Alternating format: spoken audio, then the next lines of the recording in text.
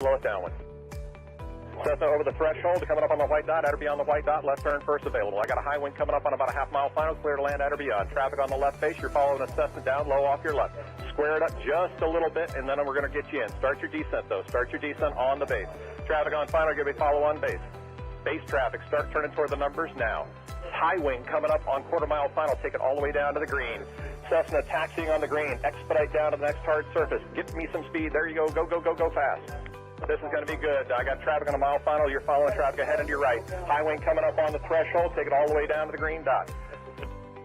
5 Charlie Sierra, 2 mile final. A mile final, turn north, and we're going to just make you, we're going to bring you back around. Jet traffic's coming up on about a mile and a half final. Runway 9 clear to land. Okay, all right. Let's listen up, guys. If you're on final for runway 9, I want you to offset to the left. I got a jet that's landing on runway 9. The jet's cleared to land runway 9 if you can make it. If not, just continue straight ahead. It looks like you're going around for the jet. That's fine. That's fine. That's fine.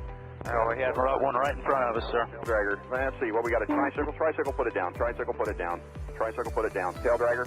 Down to the green dot, then a left turn. Short final here. You clear to land on 9 all the way to the white dot. Go down to the white dot. Find somebody to follow out here. Canard, just come to the runway, and I might have to just send you around. That'll be fine. And for the jet, you just want to stay in this pattern, or you want to go back out for an instrument approach? Stay in a pattern, Charlie Sierra. All right, just stay with me here for a minute. And my tail dragger, let's see, over the numbers, go down to the green. And Canard's going to have to go around. Canard, go around. Canard, go around. Canard, go around. And my high wing here over the runway, keep your airborne. Keep it airborne. You do not descend. Do not descend. You got a fast guy behind you. Do not descend. There you go. Keep it airborne. Keep it airborne. As soon as the guy behind you gets slowed down, I'm going to put you down. So keep it airborne. The one that just passed the white dot, make a left turn on a hard surface. All right, my high wing tail dragger, you can put it down now. You can put it down now. And Charlie Sierra, let me get you about a mile off. Let's see, Charlie Sierra, I lost. There you are. Make a left-hand turn. I'll try to resequence you here on the downwinds. We'll see how it looks.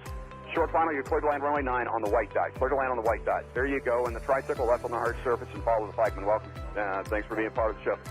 And let's see, just find somebody to follow out follow on the final. And as you get close to the runway, if it's not going to work, we're going to send you around and then try to resequence you. Now, who else got sent around that's not back on the downwind? The Canard? Yeah, Canard. All right, Canard, there's a Gulfstream up there that went around too. I just lost sight of him, but you're going to make kind of a left-hand turn and stay low. I think Charlie Sierra, what's your altitude? 3,200. Okay, that'll be fine. Just maintain VFR. I don't know what else is up there above you. Probably most everybody's down here, so just make a left-hand turn. We'll try to get you back here. Canard's got the jet in sight. Okay, the RV, maybe an RV-10, whatever, here on final. Keep your speed up and go all the way down to the, aim for the green dot for me. Actually, keep your speed up. There's a guy behind you. Aim for the green dot, and I'm sure that's plenty of room for you to land on runway 9. You're clear to land on runway 9. Number 2, you're going to go down to the white dot. Follow the white dot. Actually, you know what? That's 1,500 feet. You're going to land at the white dot. The spacing looks adequate here. 2 guys on final. You're kind of tight there. Keep each other in sight, and you're going to aim for the white dot. If it's not going to work, we'll come up with a plan B. We might have to send you around. The second guy behind you out there in about a 2-mile final. Are you slow enough to be able to follow that guy in front of you? You need to go around. Well, I probably shouldn't ask that because I had about 5 guys answer me, so I should know better than that after 35 years, you would think, right? All right, so let me see. The guy who's number 1, it's number 1. What kind of airplane is he? An RV type. All right, RV type. Keep it airborne for me. Keep it airborne. And I got a fast guy behind you. The number 2 guy over the trees there. Go ahead and put it down on the numbers. Put it down on the numbers. My first guy just coming up on the numbers at the over the grass at the numbers. I want you to keep it. T-minus 1 minute and counting. Hello.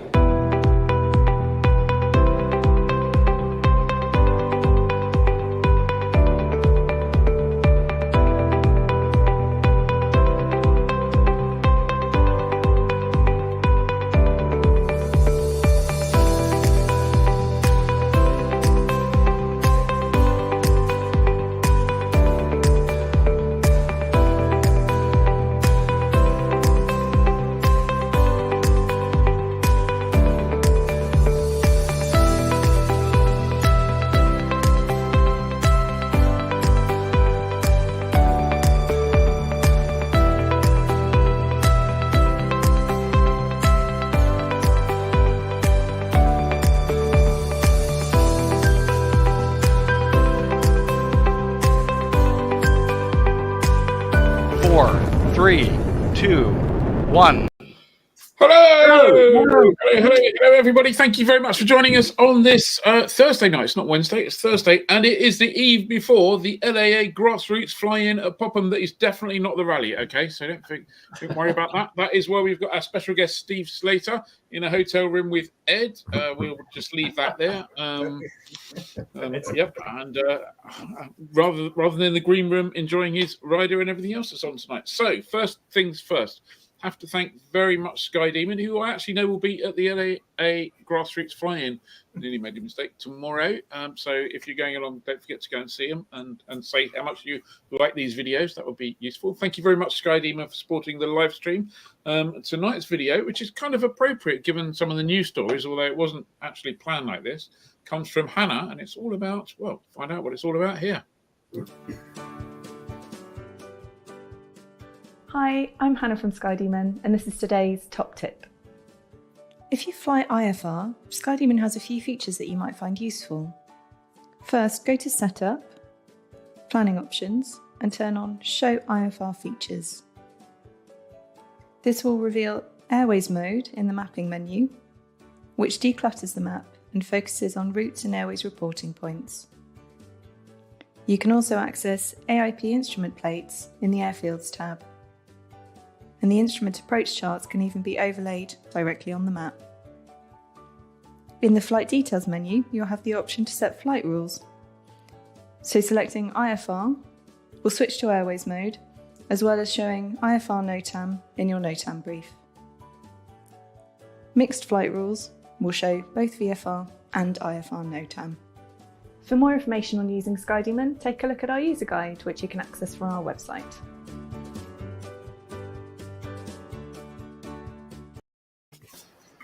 Very good. There you go. Where's Steve gone? I've moved just so he doesn't have to sit there through all the news. I'll introduce him shortly. But I walked up to Hannah at Sky Demon. I went, "Hi, Hannah from Sky Demon." She's like, "That never happens." No, I bet. Believe it or not, that's tip 58 now that we've run. So it is on the to-do list to start providing a compilation, and we will also plan to put all of the Sky Demon tips on the Flyer website for the members only area. We'll do that in a searchable way so that if you need to remember something, you can just go in there, search it. What do you mean you're not a member? Hello? Anyway, talking of weather and benefits and club stuff, let's have a look at Simon Keaning's weather, see what he's got in store for us this weekend. And if you're a member, you can enjoy his twice weekly updates as well. Evening all, hope that you're well and that you've had a good week of flying. Let's have a look at if there's going to be some decent flying around this weekend. Of course, it's the LAA Grassroots rally at Popham, so all eyes focused on there, and it doesn't look like being a bad weekend overall. We got low pressure down towards the southwest for tomorrow, Friday. We've got the front as well. You can see that just lying through southern parts of England, pretty close to Popham. It brings some cloud. It brings some bits and pieces of showery rain. Base is probably around 2,000 to 4,000 feet. Tops are going to be up at about 10,000 to 15,000 feet, but they'll vary. It'll be quite broken cloud. Elsewhere, it looks like it should be generally fair conditions for many parts of England and Wales. Just thinking it's going to get quite hazy. Could be a little bit of low cloud just drifting onto these eastern coasts. Also, more cloud coming through Ireland. Bit of a messy situation here, and I think what we could find is that there'll be some thundery showers that develop across western parts of Wales, perhaps southwest England. Some Q-nims developing here in the afternoon. And as this cold front moves in later on as well, I think we could find some Q-nims in the west of Ireland. You see here on the cloud ceiling forecast those green, yellows and red colours. The green shows us where bases are 2,000 feet or more, the yellow 1,000 feet or more, and the orange and reds are 500 foot or more. So you see here it's many western areas really they're going to be seeing most of that cloud. On to Saturday, and I think for Saturday probably low pressure is again in control. Quite a big area of low pressure by then to the west of Ireland. These fronts edging their way eastwards. Now, they're not especially active, but I do think we just need to keep a very careful eye on them for thundery showers developing along the fronts during the course of the day. Maybe that we see some showers just running through the southern coast and southern counties of England. Again, the Grassroots rally looks okay, but I do think haze reduced visibility may well impact the area. Not too bad. I'm thinking Viz probably about 10 to 15 kilometres overall. There may be one or two showers, but generally it's looking okay. I think across much of Ireland, across southwestern parts of Scotland, here we're into generally non-VFR conditions. And I think as well for northwest England, for parts of North Wales, we could see some outbreaks of rain. But just check the forecast really carefully. These fronts haven't really got much of a structure to them, so they're struggling to produce much rain. The strong southeasterly wind bringing some low cloud and some rain across eastern parts of Scotland. And then on to Sunday. Low pressure stays with us on Sunday. The front's trying to organise themselves a little bit more, but again I think they're quite sort of willy-washy sort of features. Yes, some rain down across parts of Wales, across Northern Ireland, some cloud on the hills there with a basis of around 1,500, 2,000 feet. Top was about 10 to 12,000 feet. And again, another front across central and eastern Scotland bringing some bits and pieces of rain here. Base is about 2,000 feet, tops at about 12,000 feet and quite windy as well. Now, in between the two, and again for Popham, it's looking pretty okay. Base is around 3 to 4,000 feet, tops at about 10,000 feet. Just watch out for scattered showers developing during the course of the afternoon. I think as well, just got to be careful for Southern Ireland, the northern parts of England. Could be some low cloud over the hill. So it's a bit of a messy weekend, one which may become quite hazy at times, and one certainly that I think you've got to be checking the forecast very carefully. But as I say, for the rally at Popham, it's not too bad. I'd probably give it a 6 or a 7 out of 10. Now, if you want to be able to forecast yourself and build your confidence in your ability to forecast yourself, because we can all do it, get yourself along to Aviation Weather School. My course that starts this Saturday between 09:30 and 12:30 hours. I've got one place left on it. So if you'd like that now, go to weatherschool.co.uk, and both sessions are on this Saturday morning and the following Saturday morning of the 10th of September. You get a recording after each session. So if you can't make the session, you can always watch the recording, or if you want to just check up on something you've may missed, you can go back and watch that as well. So go to weatherschool.co.uk to find out more and book your place. Now, if you are going to the LAA rally at Popham this weekend, have a fantastic weekend, and whatever you're doing, have a super weekend of flying. I'll catch you next week, and bye for now. Wow. Fingers crossed. Thank you, Simon. I like the bit where he says, we could all do it. So now we're going to have 3 days where we find out if he's right, if it really transpires to be a 6, 7 out of 10 or not. Someone said that forecast better than earlier Simon speak earlier on Fly website. I think I've translated that correctly. Yeah, I think so. Yeah. Great. That's the LAA Grassroots Fly-In Weather, sponsored by Popham and the LAA. Yes. But Steve there you go. Watching with great interest. Absolutely. Like changing the running order, we kind of took a decision. We realised that before we could have left all of our club stuff till the very end of the thing, and that, we're not really quite sure why we did that. Probably a little bit of kind of like, I don't know, a UK timidity or something. But yeah, we're really proud of what we've done. So here's Johnny at the top of the show to tell you why you should be a member if you're not already. Yeah, it's only £52 for the year if you want to join the club. We do have an option of £30 for reader membership, and that's useful for people if you're not flying anymore, if you're abroad and can't take advantage of some of the member benefits. So if you're a member of the Flyer Club, you get access to all the content material that we produce, all the back issue content as well, public and private areas of the forum, as well as lots and lots of money saving landing vouchers, of which we've just had new ones released today for people, which are, if I look at my other screen to remind me, Manchester Barton, Holmbeck Farm near Luton, Kingsmuir in Scotland, and East Kirkby, which is a really good one, according to Ian. East Kirkby. East Kirkby. I've said it before. I'm going to say it again. East Kirkby is one of my favourite places to fly to in the UK. It's just a really, really nice museum, really good atmosphere, good little restaurant, cafe there. Everything about it is great. It's a little bit of it's not super challenging or anything. It can be a bit tricky to spot the first few times you go in or the first time you go in, but it's definitely if you haven't been, it's definitely worth a visit. Don't land on the concrete, land on the grass. That's my top tip. But there you go. Yeah, and we package up most of the content from each month into a PDF compilation, which members get access to as well, which we released last week. We released the August version of that, so you get access to that kind of thing as well.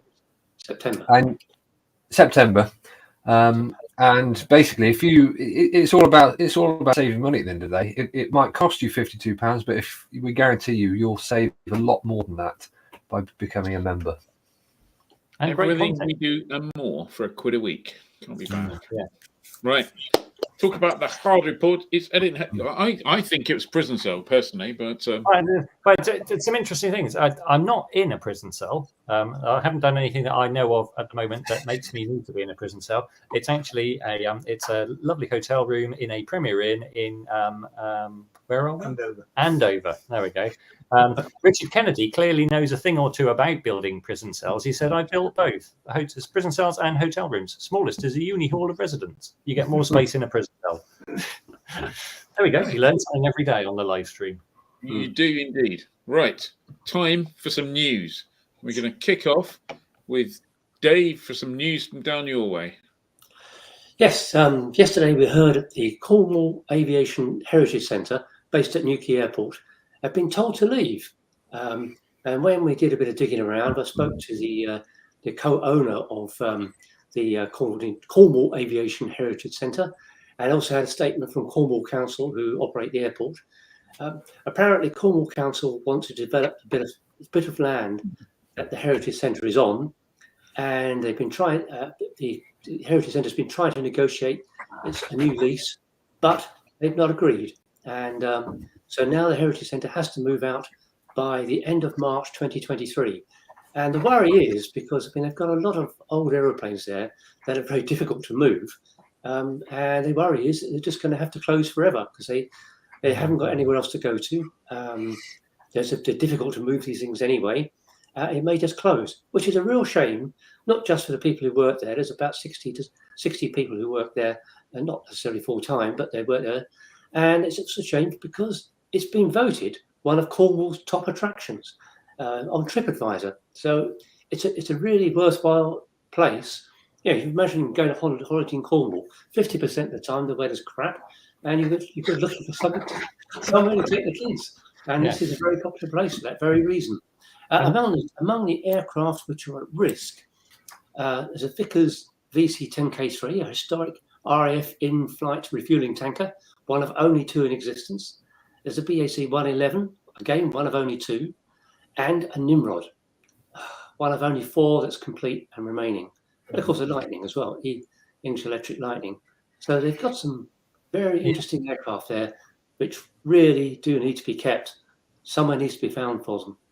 And of course, the sad thing is those are they're almost impossible to move without any enormous costs. So I think it's looking at those. If they are, it's not just closing. It's the fact that if you close the museum, then the aircraft get scrapped, don't they? So yeah. And what's amazing is what's Cornwall famous for? Tourism. Yeah. So the council want to close something that actively engages with people bringing the most industry to Cornwall. It makes no sense. And the guys at Cornwall Aviation Heritage Centre, they point out that the zone is a local enterprise business zone, and what's more local than the Cornwall Aviation Centre, based on Cornwall's airport? It's just ridiculous. Ridiculous. And what's crazy? Midlife PPR says surely there's enough alternative space at Newquay. Yeah. Well, if you look at that picture of the runway again, you can see there's quite a lot of space around. But you think you'll be able to find somewhere there. Yeah, you I think don't so, know where. wouldn't you? Yeah. I was trying to see where the aircraft were. But, I can't. I think they're on the left somewhere along amongst the hangars. That's a fire training one on the right, isn't it? Yeah. It's on the left. Yeah, it's on the left, midway up the frame, isn't it? I think maybe. Yeah. Isn't that the main terminal? I thought it was near a kind of like 12:30, 1 o'clock at the top. But who knows? Someone will know. They'll tell us, won't they? Well, I guess Nick Allen says, does anyone know what they want the space for? Clearly not tourism. No, At the moment, it appears to be. I've just heard this in conversation. It appears to be a speculative development. In other words, they're looking at all this space stuff that's supposed to be coming their way, and they're thinking about how can they build up the facilities for something that's exactly Lindengriff, making room for a spaceport. I think they've got room already for that, but I think they think it will grow, and they want to find more space. Yeah. Top left hand says Paul Fraser Benetton. So there you go. Down that taxiway. Right. Yeah, that makes sense. Thank you very much, Paul. Yes, have you pinged? Did you get a reply from the Minister for Aviation, Robert Courts, at all? I got a reply from his assistant saying it's being left up to the council. Council operate the airport; it's their decision. Okay. So that's you last, not me. I didn't touch it last. No, Best place to work for German aviation. Yeah. So Steve, just out of earshot, just said best place in the world for general aviation. And I'm going to say something controversial. If this was a Lancaster, I bet Robert Courts would be there like a shot. Actually, it's about time we resurrected this, I think. It could be the last time to play that. Yeah, I've missed that. It's been absent from our lives. Yeah, but it could be the last time you could show that because somebody might be gone. You might have to edit it soon. Yeah, Richard Kennedy says another minister on his way out the door. Yeah. And you may or may not hear a little bit more about that in a couple of today's news stories. If we're done with Cornwall, I'm going to move on to the next story, which is, on the face of it, one of those stories that's actually quite complicated, but it's also very good news. You avionics are taking part in basically largely running a CA supported and sponsored trial, which begins today and runs until the end of October.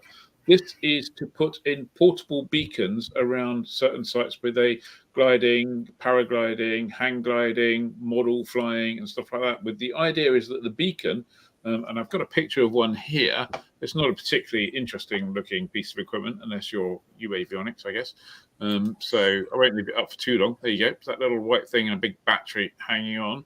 That will be located, say, for example, at a gliding site, and it will, through the magic of software and that kind of thing, appear on your 978 ADS-B UAT in as a beacon that sits at, for example, 3,000 feet if the winch height is 3,000 feet. So you'll know, and it will only be active when the gliding club is active and winching. So you'll know to avoid it. And the same goes with model flying and all of those other obstacle type things. So this is part of the UKCA's airspace modernisation strategy.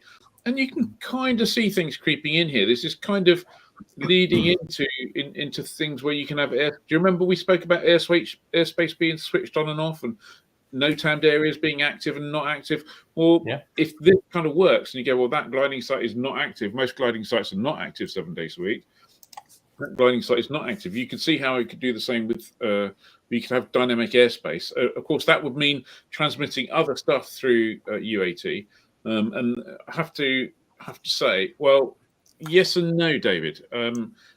UAT allows weather and it allows traffic. So you can have TSB and FISB via UAT. This particular trial, however, are just individual beacons that transmit their position. The kind of stuff that transmits the weather and retransmits traffic kind of sits in a rack at a big broadcast center and is broadcast. So the technology is there, but this isn't a trial of that technology. This is a trial of the obstacle beacons. So I'd say a really good, really positive start. We're expecting a whole bunch of other stuff to come from the airspace modernisation strategy, some announcements on which kind of format and which kind of specification they'll be going for electronic conspicuity, etc., etc. So lots of good things here. So have a look, keep an eye out if you've got a 978 UAT receiver.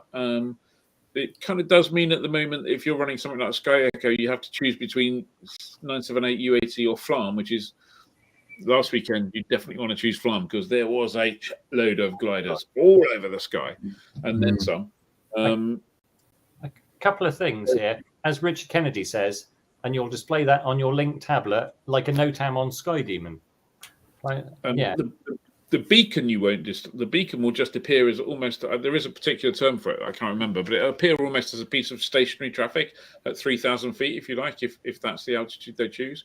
Or if you have ADS-B in on some of the other bits of equipment, it could be on your GTNs or GNSs or stuff. But in the US, for example, where they have the technology and they have dynamic airspace, you'll be flying along and you can see if there's like a restricted zone that appears over a big football match, or wherever they're playing rugby or rounders or whatever it is they play, that changes color depending on how far it is away from being active. So you can sort of fly towards it and go, oh, that's looking amber, let me have a look. Okay, they're due to kick off at whatever, and this becomes active then, so I'll avoid it then. So you can imagine that kind of thing over here, like living around here, Salisbury Plain. You can imagine that Salisbury Plain may well be, okay, don't go there because we're busy. And then when they're not busy, go, hey, fill your boots, that kind of thing. That would be really good. There's amazing potential for that kind of thing. Yeah. Paul Fraser Benison says, does that mean pilot aware can't see it? And Steve handed me a note, and well, you can ask the question, Steve. Well, yeah, isn't this what Keith Vinning has already, to a certain extent, done with his beacons? With the atom grid? The atom grid. Grid. I don't think pilot aware have put beacons on obstacles and activities that are switched on and off to show themselves. They have beacons all over the place, and certainly a lot of gliding sites have uplink beacons from pilot aware. But this is not an uplinking beacon. This is just, if you can imagine, this is like a piece of stationary traffic that's saying, "I'm here." In fact, if you fly out of we've noticed it on a couple of occasions. You fly out of the Diamond factory. Some of the mountains around Austria actually have transponder beacons on. So the traffic is going, whoop, traffic there. And really it's going, this is not traffic. This is a big, big, hard mountain. Don't fly into it. And it's a way of getting that information onto the screen, if you like. So I think there's a trial, as I say, the trial's going on. Avionics certainly want a lot of feedback, and we'll provide links for that at some stage in the news story when we've finally written the news story. But I think it opens the doors to all. If it goes well, it opens the doors to all sorts of really good and promising things for the UK, and we might just get towards take one small step towards becoming the best place in the world for general aviation, shall we say? There you go. That's my story. Ed, I think we're over to you for another story. Yes, so this is all about the Sling High Wing, which we last saw. It was a bit weird because I was at Popham earlier when the Sling High Wing arrived, and the last time I saw the Sling High Wing was at Oshkosh, so about 5,000 miles that way. So if you want to see the new high wing design from Sling, and it's really not quite so new now because they've sold quite a bunch of them. Not yet LAA approved, but it's here it's on its way back to South Africa at the moment, and the factory thought it would be a great opportunity to drop into the LAA Grassroots fly-in. So the 915 IS powered 4-seater is here at the show for all 3 days for people to see.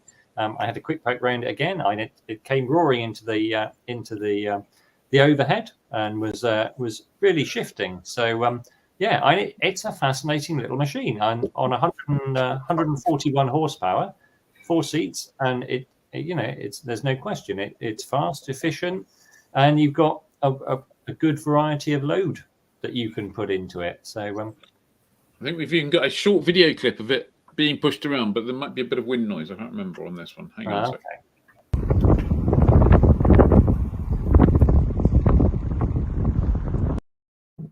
There we go.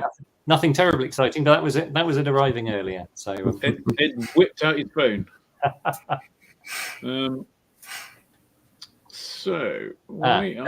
Wheelie Plane bloke, Russ says, is that the hand-controlled high wing that was in the US? Yeah. So as Russ has pointed out, so when Sling set that aeroplane up to fly from South Africa, James Pittman, I forget the guy who was flying with him, but he doesn't have control, doesn't have the ability to use his legs. So they set it up with hand controls. So it was amazing. So James flew that aeroplane with this chap. And basically it was a hand control Atlantic crossing. So it's phenomenal. Phenomenal. Absolutely. Right. Next story. Someone mentioned earlier about ministers, and ministers may be out of a job, and there may well be some ministers out of a job next week. Who knows? It certainly would appear that Grant Shapps has issued done a couple of things at the last minute. Maybe he knows he's going to be walking out the door soon, Grant has made available some more grant money, as it were. This time, we got a press release today saying, today, September the 1st, the Civil Aviation Authority and the Department for Transport are pleased to announce phase 3 of our GNSS program. This is all about the DFT and the CEA encouraging, we'll come back to that, the rollout of GNSS approaches in the UK. And Grant's made some extra money available before airfields and those eligible could get a grant of up to 50% of the cost of doing it. And it's not a cheap thing to do. And now you can get a grant of up to 75% of doing it. And the press release went on to say that people should apply for it and they need to make their application known by September the 30th. And they can work with, wait for it, this is just great comedy, the Civil Aviation Authority Facilitation Team. I wonder if that's a different team to the buggers who bloody stopped it for years and years and years. Frankly, the DFT and the CA should be sitting there deeply, deeply embarrassed and ashamed. They should be staring at their shoes going, oh my God, how did we screw this up so badly? How did we end up decades behind the US? How did we end up years and years and years behind most of our European neighbours? How did we end up delivering these bloody GNSS approaches and then slapping a whole load of crappy restrictions on them? No, you can't fly on a Wednesday. You can't fly if you got pink shoes. What a complete nightmare. And then, as John Milner's pointed out, because yet another government department who screwed up, the Department for Business, Energy and Industrial Strategy, they went, nah, EGNOS, we don't need that. We don't need LPV approaches. Get rid of it. That smells. That's a European thing. Get rid of it. So we're out of that as well. So, and then they went, we're going to be the best place in the world, leading past. What a load of stuff. So hopefully they'll get it right, although I'm not holding my breath. But there you go. There we go. Drake said, Ian's rant, the entertainment for the evening. It's like, yeah, tell us how you feel. Sorry, but this one really, really wise. You know, when you get a press release going, look at us. I mean, Rob Bishton says, and Robert Court says. None of them says, Rob Bishton and Robert Court said, sorry, guys, we screwed it up so badly. It's really, really embarrassing. We're going to try and put it right. They went, no. What a load of rubbish. They just, and I reckon there's probably 2 or 3 people in the CA, the 5th columnists, who are stopping this stuff happening for whatever reason. They got no imagination. They just can't see the future. And I mean, so this 50%, this 75%, this is our money. This is taxpayers' money. So we put taxpayers' money in, and I'm happy for it to go in to develop GPS approaches. I'm not happy for them to go, thanks for your money, but we're just going to keep this for local operators, okay? And no, you can't fly it. Or thanks for your money, but you have to be an approved operator. No, that's rubbish. If they take public money, they should make the bloody approaches available to the public. It's quite a long rant, even for Ian. Sorry, but this does wind me up, because this is not if they got it, if they screwed it up the first time. We screwed this up, we better put it right. This is the 3rd phase they've had to go at. Rubbish. I'm just going to put a comment on the screen because we don't endorse swearing. However, I want to say a little bit more than that, but I'm being controlled. Anyway, that's enough of that. And it should we see? Thank you very much. Thank you.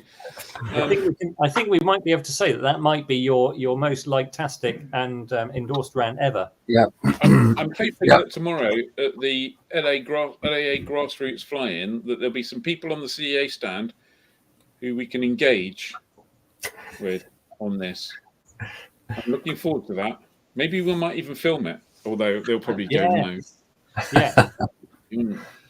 Well, anyway, that's enough. Could you start that visit by going, hello, I've come to see Sir Stephen. Is he around? I've come to see Sir Stephen here. He came last time, but he hid from everybody. I have to say, in fairness, they deny that he hid from everybody, but he didn't come and say hello to us, that's for sure. Right, moving on to some airspace. Dave? Yes, there's a temporary danger area which may be set up over RAF Scampton next year. And the reason is that the Red Arrows need somewhere to practice for displays because they're moving out of nearby RAF Scampton and they need somewhere to practice. The proposed TDA is quite a big one. It's a 5 nautical mile radius centred on RAF Scampton. That's 10 nautical miles in diameter from a surface to 9,500 feet. So that's quite a big one. The reason that the Reds are moving from RAF Scampton to Waddington is because Scampton's being sold off. And originally the plan was for the Reds to continue to practice over Scampton, but that's been scuppered because the MOD wants to sell the place with no caveats. The reason that they need to practice over, they like to practice over a runway, particularly when they're doing what's called the synchro pair maneuver, because they need to have somewhere to line up. They line up on either edge of the runway so they can miss each other. And the fear is that if they don't get either this Scampton TDA or something similar, then they'll have to abandon the synchro pair, which is currently a highlight of the display. There could be another rank coming here because that's a great can-do attitude, isn't it? If we don't have a straight line, we're going to have to abandon it. We're going to take it away. We're never going to do it again because there was no straight line. I don't know why they just take UCM. I thought that was supposed to be like resourceful. I know. I don't know why they can't use. Is it Donanook, the range off the wash? Why can't they just put some markers out along there and use that as a runway? Yeah, so Steve said they were going to do that, but apparently the seagulls intervened. They did have a bit of a seagull incident last weekend, didn't they? To be fair, yes, yeah. I thought Donanook was more for its seals, wasn't it? They're not going to get very high, are they? No, I don't. And obviously, I do know that there was an LAA member responded to the ACP, and there was a question. The RAF, the chap in charge of the ACP, wrote back and said, "Well, can't you just fly underneath it? We fly around at 250 feet. Won't that work for you?" And apparently, this chap hadn't twigged the fact that actually we get prosecuted if we're under 500 feet. Yeah. Johnny, you're up next. Oh yeah, Grant again. Third Grant story. He's really busy because he's busy, keeping himself busy. Yeah. So this could be one of his last moves. So they've announced that there's going to be an independent review of the CAA that's going to focus on effectiveness, accountability, efficiency and governance. And the review's remit will include everything from ensuring the highest standards of safety and security to efficient use of airspace, space operations, protecting consumer rights. That's kind of a bit of work that Grant's announced with potentially days left in his post, because obviously we're going to find out about the new Prime Minister on Monday morning. And if you're a betting man, we won't go into all that, but it looks like a last, firing off a few emails before holiday. Yes. Yeah. So what's this? It's going to be they're going to be looking to governance, efficiency. Yeah, governance, efficiency, accountability, and effectiveness.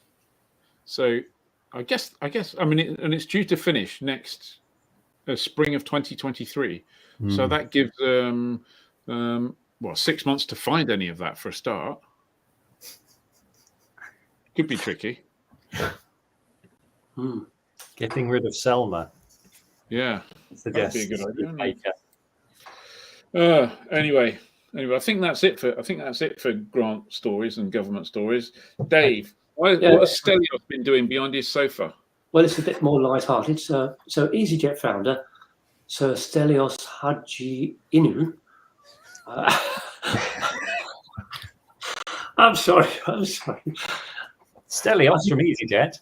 I didn't practice that one beforehand. I should have done. Sir Stelios, anyway, EasyJet founder, has donated £20,000 to the Air League Trust. And the reason he's done that is because he supports the Air League in the aim of widening people's horizons in aviation. In other words, they offer scholarships and sponsorships to do training in various forms of aviation, sometimes pilots, but often engineering and other things as well. So £20,000 goes quite a way for the way of scholarships. Yeah, and that's actually the bag with the money in. That's it. Yeah, very good. Dave Lyndon Griffith has given you a little pronunciation guide. I know. That's a yeah, right. Okay. There we go. You have to be careful with stuff like that before you start to read it out, don't you? Just in case. I reckon Sir Stelios went, I'll give some money to the Air League because those guys on Fly will probably make Dave give this news, make him read this out for the news story. Yeah, absolutely. What else have we got? There's a very brief news story that professional ATO, LEA, Leading Edge Aviation, who are based at Oxford, have just opened up a campus for themselves just outside Murcia in Spain. So moving towards the sunshine. Got to be pretty hot down in Spain when you're learning to fly, hasn't it? And Ed, what can you tell us about Mac? Well, the answer to the question, where's Mac? Obviously, last week we could say Mac was in Sofia, having completed his round-the-world record-breaking flight. The good news is this Sunday, if the weather gods smile on Popham, then Mac is going to be at Popham, and that's probably the perfect opportunity to introduce our guest. I'll give him the command seat because normally we bring people in from the green room. So it's a good opportunity for me to introduce Steve Slater, and he can tell us a bit more about LAA Grassroots flying. Before you do that, while you're changing seats, I'm going to just play a little preview video that we threw together very roughly after we wandered around today. That's all right.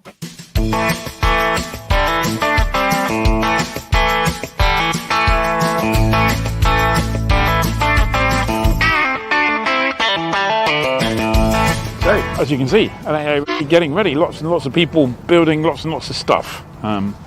Weather's pretty good at the moment. Forecast looking pretty good for tomorrow. The rest of the weekend, jury's out. I'll have to see what Simon has to say, or in fact, what Simon did say.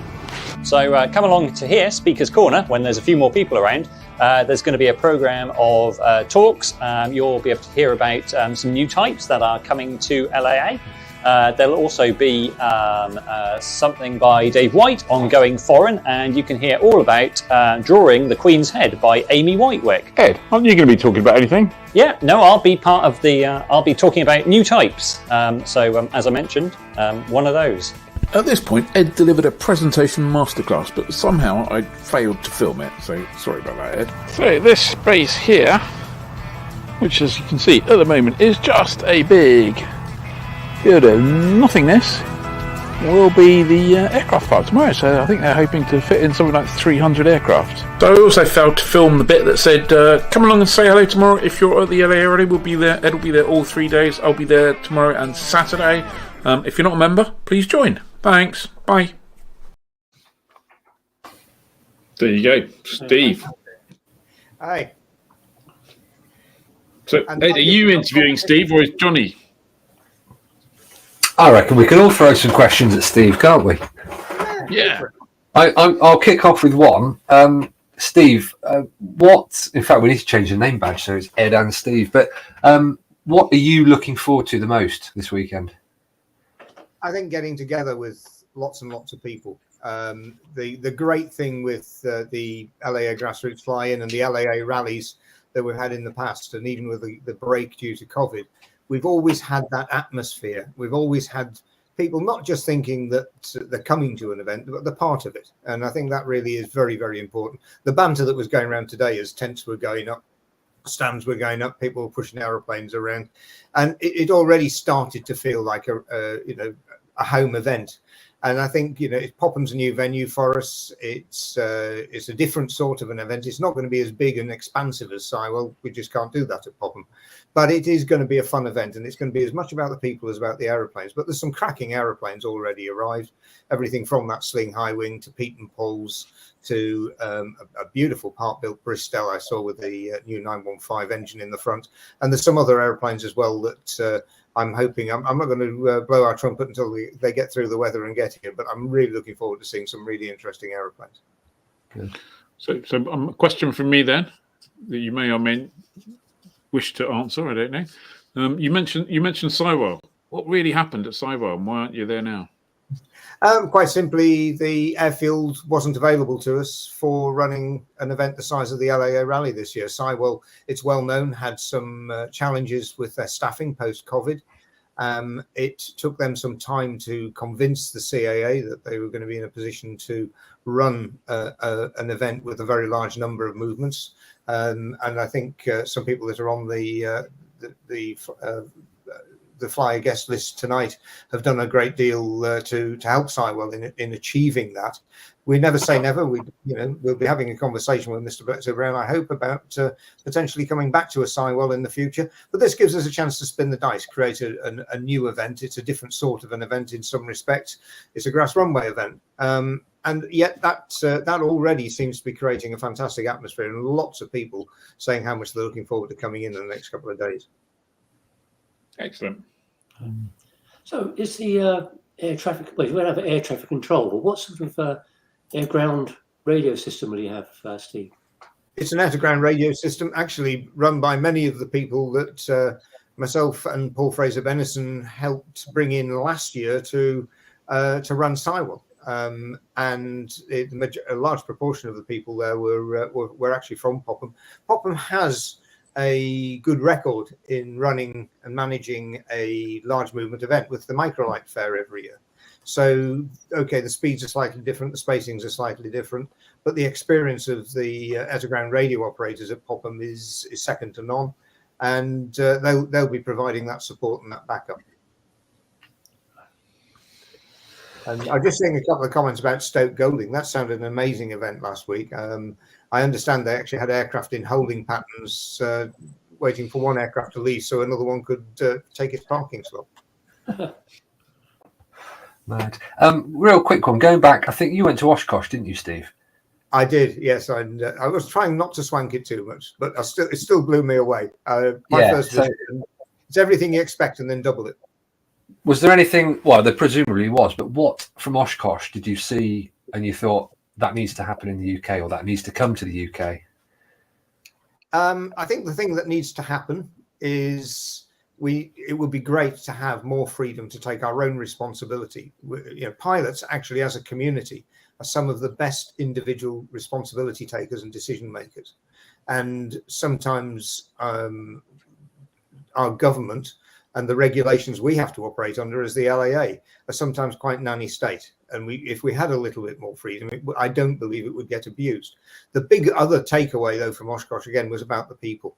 It was, trying to think now, the founder of the EAA in America, in fact, it was his son, Tom Poborezny and Paul Poborezny. And Paul, sadly, who died on the eve of the event this year. There were a lot of quotes from him put onto little billboards around the Oshkosh site. And the one that I particularly loved was, people go to Oshkosh for the aeroplanes and come back for the people. And I think that it really is. And that's something that I do see a bond with the LAA with, in that we have a fantastic community of people. And this is the big get together once a year from all parts of the UK and indeed abroad. Our first overseas arrivals flew in today from Germany. And also some people came in by road from Portugal. So, it is people from around Europe and around the world who'll be coming in tomorrow. Talking of visiting, I know there's a slot system in place. Am I right in thinking that tomorrow morning the slots are all full up? I should think they probably are by now. We have, it's actually a window system rather than a slot. You don't have to turn up to your exact minute, but they're 30-minute windows. There may well be some of those windows are now full, but it's certainly worth having a look on Popham's website, because all that is controlled by Popham and is done through them. I know that the Microlight Fair doesn't have a slot system of any form whatsoever, and that is what's created some of the criticisms of people saying they don't really like the idea of flying into Popham because it's scary.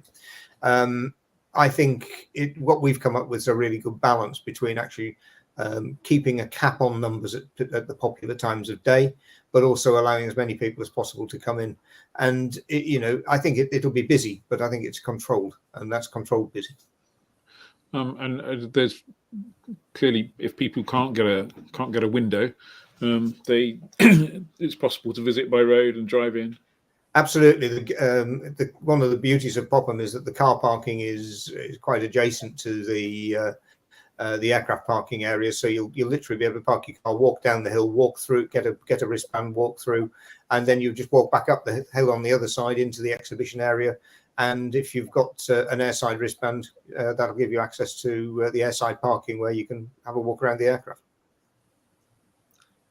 One thing that we're not doing, which the Micro 8 Fair has had in the past, is we're not parking aircraft on the opposite side of the runway and asking everybody to scuttle across between arriving aircraft. The approach speeds of most LAA aeroplanes are a little bit quicker than those of microlights, so we didn't really want to have our some of our more elderly customers galloping across in front of an RV8. Could sell tickets for it, but better not. Talking about Oshkosh, Steve, I mean, one of the reasons why it's so good is because they've got all the infrastructure there. They come back to the same place. It's the home of the EAA. Is there any chance of that happening for the LAA and an airfield in the UK? Well, given that Sir Stelios has only given 20 grand to a very worthy charity for their scholarship, I don't see much chance of me going out and raising 6 million or 7 million quid for us to buy our own airfield. But never say never. Open to offers. The other thing I will take from Oshkosh is that you went, Dave. I mean, you look at the proportion of aircraft in the aircraft parking area that are not EAA types. The Coventry Garden, Cessnas, Pipers, Beechcrafts, etc. Actually, that's the one thing I would say perhaps that the LAA rally might want to look at for the future, or the Grassroots fly-in for the future as well, which is actually maybe we should be inviting more people flying Cessna 152s and PA-28s to come in as well and enjoy the fun. Yeah. Can I just comment on a David White comment? We had a little bit of a challenge. Yes, I quite agree with David on this, but this came as a little bit of a challenge. Best will and best intent and everything. The people going to provide the bar service didn't get their license in time, but we're not allowed therefore to sell beer, but we can give you a free beer. So the LAA has bought 2 kegs of beer and no doubt a lot of glasses as well. And we'll have charity buckets out. So if you come and grab a free beer at our expense, we do expect you to make a donation to Airability. What a great way round that particular problem that is. Yeah. We couldn't have a rally without beer, or flying without beer. No. Yeah. So we'll leave that question for another afterwards. We'll see how it goes, and then we'll bring that question back, I think. Yeah. So it runs from what time does it open tomorrow? Gates open to visitors at 9:30. There may be a few early bird arrivals by air. And then we run through till 5 at night, at which point we then move across to the Spitfire Flying Club, Popham's traditional club, where I think tomorrow night, if I remember rightly, is lasagnas. And the following night is a barbecue. So hopefully we won't be barbecuing with a brolly up. And looking at the weather forecast, I think we'd be shower dodging, but not necessarily plodging through the raindrops. And we have had LAA events in the past where we've had a day or two of poorer weather. I think we're all pretty weatherproof. Yeah, absolutely. Are you giving any talks tomorrow? Or are you? I mean. Sorry. Yes, I certainly will. I think Eddie's going to be the lead on looking at the new LAA types. But we'll certainly, I'll be hanging around for that one. There were supposed to be a 1 hour slot each morning from 10 till 11 for our friends at the CAA to discuss some of their licensing activities and various other things. I'm afraid they have done what they did to us last year and said, oh, no, we haven't got our ducks in a row. We haven't had the approval from legal, therefore we can't tell you anything. So there's an hour's slot. If anyone wants to come and fill it, it's either that or I do a song and dance act. But what I will do, I mean, we did think about putting pictures up of the CEA key people and giving everyone a wet sponge, but that would have been cool. But what I have suggested to the CEA is why don't you have some of your subject matter experts there and answer a few questions? but I think they're a little bit nervous of that. With that would come a degree of jeopardy. I don't know about you. Sorry, go on. Sorry. I was going to say, I don't know about you, but over the last year, the CAA, the last maybe 2 years, the CAA have become increasingly reticent to actually say anything, engage with people, and give you answers to anything. And I suspect they didn't have anyone along from licensing because, there are only 5 people in the country who fully understand licensing, and I don't think any of those work for the CAA. Little harsh, but I think they were hoping to make an announcement of their review of licensing, and for whatever reason, their people haven't had the opportunity to get that signed off by their superiors. Therefore, I think that we won't have them in a position to make that presentation. Great pity, because we've given the prime slot. But there will be a CAA marquee there, and there will be some of the key CAA people on site. So. And already over a cup of coffee, we've had some pretty interesting discussions on airworthiness and things like that. But we'll just have to wait and see. But there's as Ed mentioned earlier, there's some fantastic other presentations going ahead as well, and that's only a small part. We've got the big top, as I keep calling it, which is the main indoor display marquee, and that was sold out a couple of weeks ahead of the event. And then we've got, I think it's 18 or 20 outdoor trade stands with aircraft on, and we're still expecting a few display aircraft to arrive tomorrow morning as well. And we've also got some interesting ones. Anyone fancy a low-cost warbird? We've got a beautiful 1944 Taylorcraft, one of the first British spotter planes to fly into Italy, I seem to recollect, or might have been Normandy. And also a Soko Kraguj, Yugoslav ground attack aircraft, which is an awesome thing. I mean, it's a bit like a cross between a Piper Pawnee and a P-51 Mustang. It's certainly different. It's certainly eye-catching, and that's on display in the main display area as well. There was a joke about tying the Krakuj down, wasn't there? But I think we decided it weighs so much that we need a tornado to move it. I think the tornado would fall over first. Yeah. But no, it's a fantastic, and a big thanks to Simon Tilling for loaning us both those aircraft. They're worth a, because the Taylorcraft is absolutely it's just a beautiful example of the very first aircraft that became the Oscar.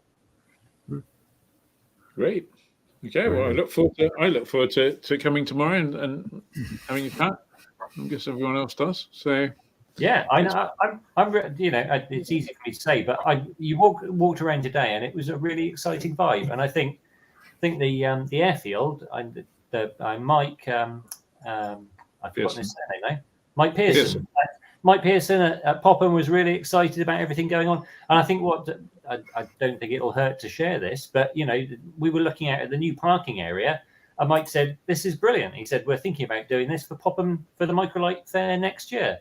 So and it feels good and it looks good, and if we get the weather, I think it's going to be great fun. The sort of can-do attitude you've got at Popham is it goes all the way through, and I mean they actually had a lady out today with a buggy and a large bucket of sand and a shovel filling in the rabbit holes. She says, "The trouble is, I'll have to come back tomorrow morning because the little buggers will have started again." So, I mean, that's the sort of thing that it's just great to have that sort of proactivity. Yeah, they were. The Popham team is fantastic. Yeah, no, they are. They're a great bunch there. Great bunch. Yeah. Right, we're running a little bit late, so I think we need to move on swiftly to. It must be time.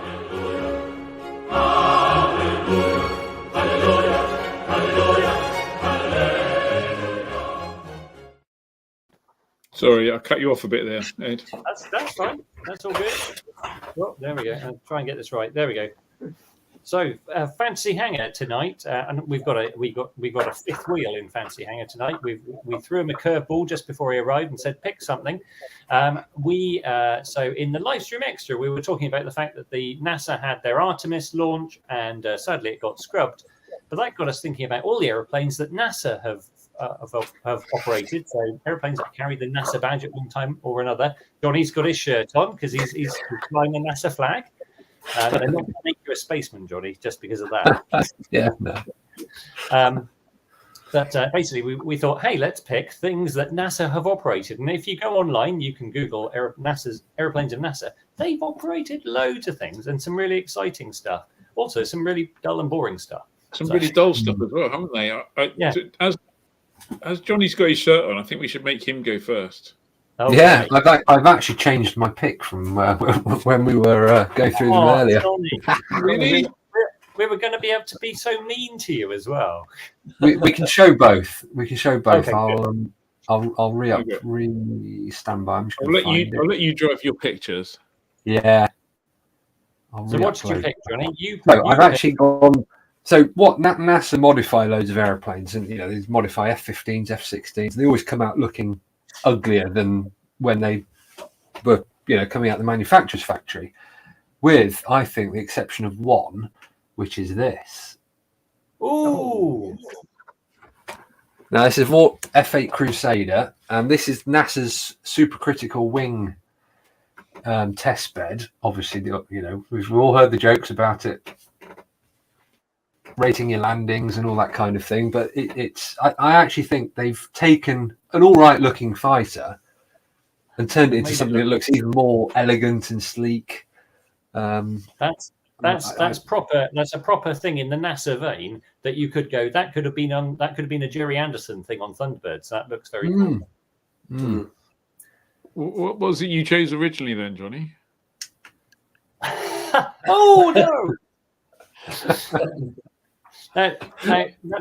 Underneath that really terrible big nose look is a Northrop F5, isn't it? So that's a very cool plane. But you picked the supersonic. You were going to pick the supersonic noise reducing demonstrator. Yeah, because I figured if you can fly it around supersonically, and fewer people would moan. And also, you must get some baggage space in all that. Well, you would think, but the trouble is, Johnny, I mean, you have to land somewhere, and that means parking up, and it just means that people are going to point and laugh. Yeah. Hence why I ditched it. Dave White says, supercritical. I think I'm. Oh no, disregard. Who's next?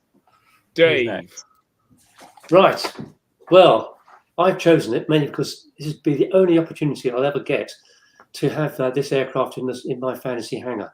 It is, of course, the McDonnell Douglas FA-18 Hornet. Am I doing a picture? Right, here we are. Yeah, look at that. It's the star of the new Top Gun Maverick film. The FA-14 Tomcat was in the old film, the 1986 film. But the FA-18 Hornet is, look at it. For a start, it looks fantastic. And it's got phenomenal performance, Mach 1.7. And that Mach 1.7 is 1,190 miles an hour. It can go to 50,000 feet. It's got two GE F404 turbofans with over nearly 18,000 pounds of thrust each. This particular one is used by NASA as a high alpha research vehicle, alpha being angle of attack, of course. So it's known as HARV. Among its other things, it's got digital fly-by-wire, which gives me a slight chance of getting it off the ground and probably no chance at all getting it back down. But it's nice. What a fabulous aeroplane. You'd have to put that in. No, Paul Fraser Gunnarsson says, NASA doing nothing. So I'm going to leave Ed to go till last because we all know that Ed wins. We haven't had Steve, have we? But we can do Steve. We threw him the list and said, Steve, pick something. Yeah, I went for not the fastest, not the most expensive, not the whizziest, but I think the coolest of the lot. As a chase plane for many years, NASA flew a fleet of Learjets. Ooh. This one's the Learjet 24. They have a picture on their website of the original Learjet 23, the one with just a single porthole in. But frankly, it's a boring picture on the ground, so we went for this one. And that if there's ever an aeroplane that exudes ramp coolness, has to be a Learjet. I'm totally with you there. Yeah, I think that is a cool aeroplane. Very, very cool. Yeah. Yes, Humphreys. No, it's not the Super Guppy. That is not.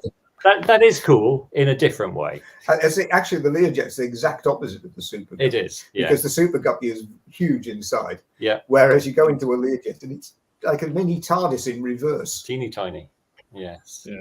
You do your back in, Ed, if you have to get in a Learjet. That's it. Oh, look, here we go. CEO says Steve wins. Steve wins. We haven't finished yet. Steve winning We so haven't far. finished yet. No, Ian, what did you go for? Well, I'm a bit disappointed that none of you went for this. You all went for like Learjets and FA-18s and Johnny's freaking ugly stuff. We're talking NASA here. Come on, people, have some. It's got to be the Saturn V, hasn't it? I mean, who doesn't want one of those in their fancy hangar? It's like a 36-story building high. That's 111 meters, 363 feet high. That's bloody huge. It weighs 2,800,000 kilograms. That's very, very heavy. If you really want some thrust numbers, 7.6 million pounds of thrust, or if you're metric, that's 34.5 million newtons, apparently. Fueled by kerosene and liquid oxygen. That's not too bad. The first stage alone, 770,000 litres of kerosene, 1.2 million litres of liquid oxygen. I think it's fair to say that when it takes off, it turns heads. I also think it's fair to say that if you have it in your fantasy hangar and you walk around the corner not expecting it, there is nothing else currently on this planet that people are going to go, oh, blah, and look past the Saturn V and go, oh, look, there's a Luscombe over there. It's just not going to happen. It's a fantasy, Mikey. It doesn't matter. And frankly, I'm not going to. Can you imagine how much right rudder you need when you open the throttle or something? Yeah. But it Single use, though. Yeah, it doesn't have any rudders or wings. Well, no, I know. I understand that. I do understand. But it's NASA. It is very cool, and it's not like you just get one vehicle choice there, because you also get a command module and a lunar lander.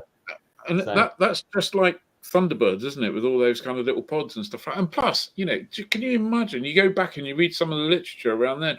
They were kind of forcing the barriers so much. It was just they're writing code that was like took this many books, and what an amazing beast that would be. Important question from Steve Baker: would it be vertical or horizontal in the hangar? I actually think horizontal, to be honest. I realise that's a kind of like controversial choice.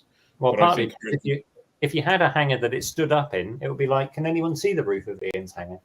Yeah, exactly. And that would be, it would be horizontal. And I think it would be horizontal because people can get an idea of the scale of it by sort of walking along it and kind of touching it. And yeah, I think. Keir Williams says, could we still hear Ian ranting from the moon? Probably, Keir. Probably. There you go. So that's my choice, which just leaves Ed. Yeah. So I went for. I heard Dave getting a bit excited with his pedestrian Mach 1.7 and a few thousand feet. I went for, because I quite like a single seater now. So I went for possibly one of the ultimate single seaters ever made, the Lockheed A12. So you think Blackbird is cool? Actually, what you really want is the single seat Blackbird, sort of single seat version of the Blackbird, and you go, well, Blackbird's fast, but actually A12 is faster, Mach 3.3. And Dave, your paltry something 30,000 feet, how about 100,000 feet? And cool things like you fill it up with fuel and you have to fly it really fast to stop it from leaking. When you go for ramp presence, just look at it. That has presence in space. I really can't. Yes, as Dave White says, Ed, what's the word? Wins. You definitely need to fly that with Sky Demon. You wouldn't want to do that with a piece of paper chart and a CRP5, would you? You would definitely. You'd need folding it. You'd need the Sky Demon Ultimate subscription, I feel, with that. Yeah. Yes. There's lost and then there's really. Yeah. Steve just said there's lost and then there's really lost. So, So looking in the comments, Jeff Bridges Ian wins tonight for his rants. Jeff Delmarge suggested the B-57. Wheelie Plain Bloke suggests if you picked that, it would have won the Canberra. What else have we got? We have Linda Griffith says has to be the WB-57 Canberra. Yeah, that's a really good shout. That's a super high altitude research aeroplane. Dave White, yeah, there was a really awesome S-72 rotor systems. That's completely wacky to look at. The WB-57 is getting a lot of love. Obviously, Steve winning gets quite a few. Ian has lost. Martin says, "Can you get a Learjet on a permit?" Ian wins.